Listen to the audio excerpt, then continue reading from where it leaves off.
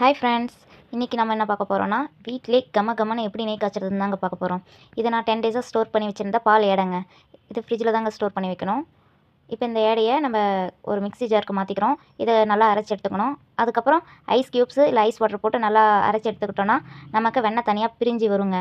இப்போ தான் நம்ம சேனலை ஃபஸ்ட்டு பார்க்குறீங்கன்னா நம்ம சேனலை சப்ஸ்கிரைப் பண்ணிக்கோங்க. நல்லா அரைச்சி எடுத்தோடனே அந்த வெண்ணெயை தனியாக நம்ம ஃபில்டர் பண்ணி எடுத்து அதை ஐஸ் வாட்டரில் போட்டு நல்லா வாஷ் பண்ணி எடுத்துக்கணுங்க.